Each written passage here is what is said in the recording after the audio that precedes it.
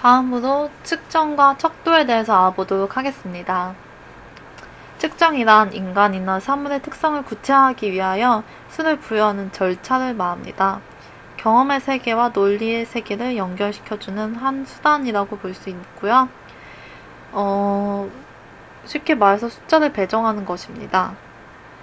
척도란 측정하고자 하는 사물의 특성을 숫자로 표시하기 위해 사용되는 점수의 체제입니다.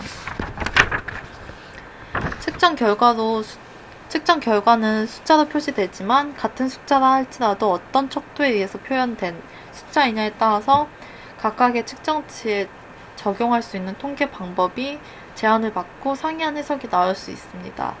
그래서 척도는 측정에 영향을 주는 그런 것이죠.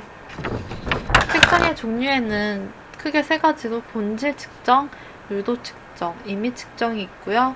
척도는 명명 척도, 서열 척도, 등간 척도, 비율 척도로 나누어 볼 수 있습니다.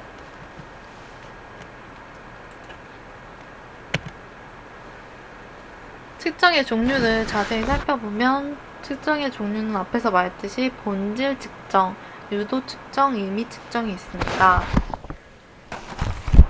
본질 측정이란 측정할 때 어떤 사물의 특성을 표현하는 본질적인 법칙에 따라서 수치를 부여하는 것입니다. 예를 들어서 물체의 길이나 무게, 부피를 측정하는 것을 이야기하는데요. 이 측정 방법은 가장 이상적이고 충실한 측정 방법이라고 합니다.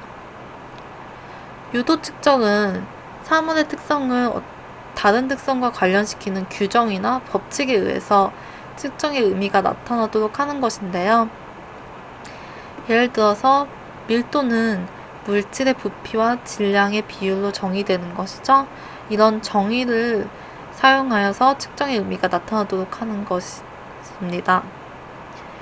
이 유도 측정은 자연과학에서는 찾아볼 수 있지만 사회과학에서는 드물다고 합니다.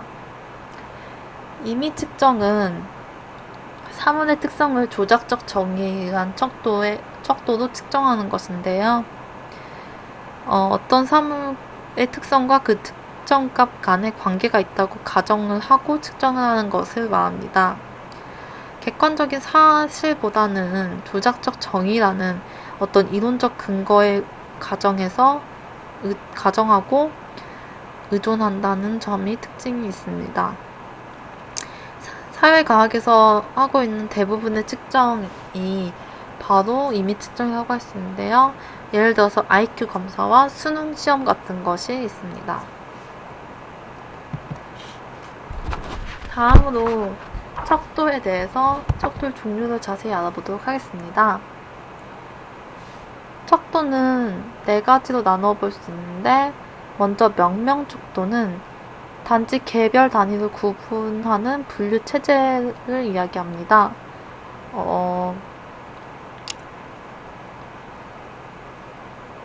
숫자들은 양적인 의미가 아니라 단지 범주의 표식이나 명명으로만 사용이 되고요.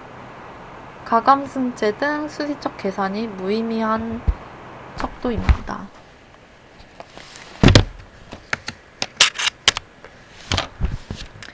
다음으로 서열 척도는 측정 대상을 상호 비교하기 위하여 사물이 가지는 특성의 대소, 장단, 다과 등의 기준에 의해 순위나 서열을 부여하는 척도로 숫자를 분류하거나 순위로 쓸 수 있지만 이를 가감승제, 평균 등을 구하는 것은 의미가 없는 특징을 가지고 있습니다. 예를 들어서 석차와 반번호와 같은 것을 서열 척도라고 할 수 있습니다. 다음으로 등간 척도는 동간 척도라고 부르기도 하는데요. 일정한 측정 단위를 가지고 있고 각 측정 단위 사이 간격이 동일한 척도를 이야기합니다. 등간 척도는 절대 0점은 없고요. 측정치들 사이의 비율이 같지 않다는 특징이 있습니다.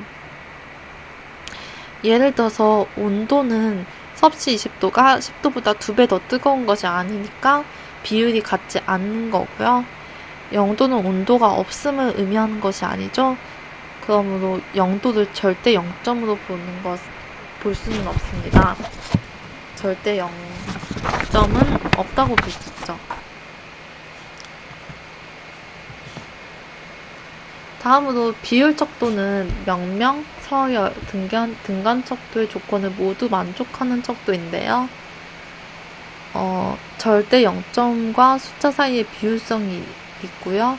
숫자 0은 그 속성이 전혀 없는 것을 의미하는 특징을 가지고 있습니다.